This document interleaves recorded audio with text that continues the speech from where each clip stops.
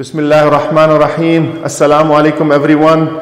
Welcome to the second episode of our series on Tajweed fundamentals. Inshallah, in this series, we'll talk about Makharij al-Huruf, the articulation points of Arabic letters. Generally, the study of Tajweed begins with learning proper articulation points of letters. It holds a central place in the science of Tajweed because mistake in pronunciation of letters can change the meaning. That's why it's important to know the Makhraj or the articulation point for each letter and then practice from that place. Practice to articulate the letter from that place. Now the word for articulation point in Arabic is Makhraj. Makhraj, the plural of which is Makharij. Makhraj literally means a point of exit. And as a term of Tajweed, it refers to place of articulation for each letter within the voice passage. So place or point within the voice passage where each letter is pronounced. Now when we pronounce any letter, the air flows from the lung through the voice passage.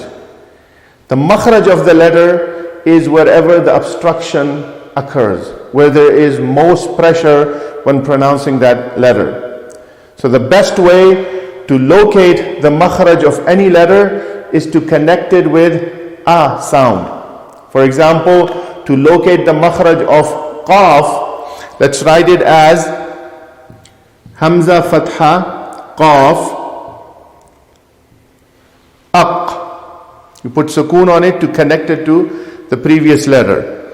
Now when we pronounce it as aq, see where your tongue is when the sound cuts off or where there is most pressure. Aq. Notice that the base of the tongue goes back and touches the soft palate, the uvula or the punching bag. Aq. And that's the makhraj of the qaf. Base of the tongue touching the soft palate. Let's look at another example. The letter ayn.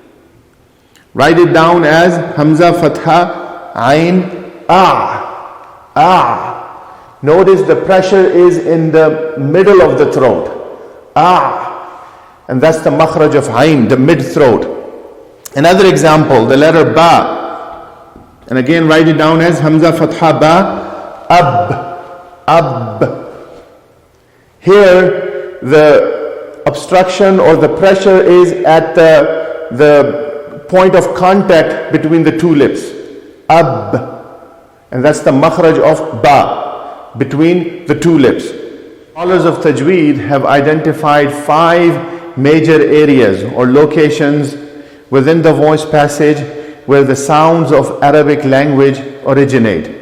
Then within these 5 broader areas, there are 17 specific makharij or points of articulation according to the dominant opinion. So there are 5 major areas of articulation. They are number 1, the throat, al-halaq, throat, from which we get 6 throat letters from 3 different articulation points. The second major area of articulation is the tongue. The tongue has 10 articulation points for 18 letters. So it has most letters, as obvious from the name, the tongue. The third major area of articulation is ash-shafatan, the 2 lips.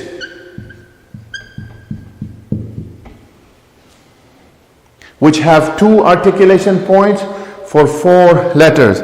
Notice that we are moving from the lower area to the upper area of the voice passage. Throat, then tongue, and then lips. The fourth major area is Al-Jawf, the oral cavity.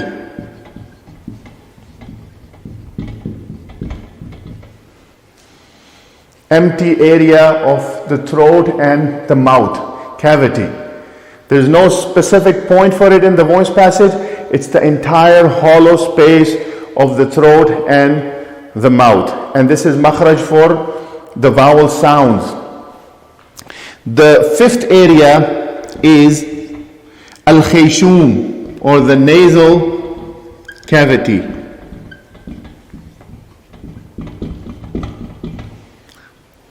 The empty area of the nose.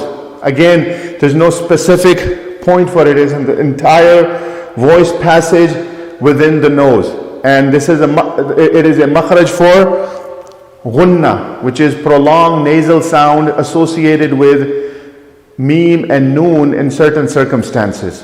Inshallah, we'll talk about each of these major areas in more detail in the upcoming videos. This is just an introduction. So we have 5 major areas from which the Arabic sounds originate: the throat, tongue, the 2 lips, the oral cavity, and the nasal cavity.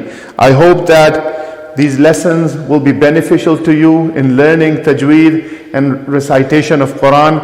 May Allah subhanahu wa ta'ala enable us to recite Quran properly, to understand and embody its teaching, and to spread its light. Please stay tuned for the upcoming videos. Until then, Assalamu alaikum wa rahmatullahi wa barakatuh.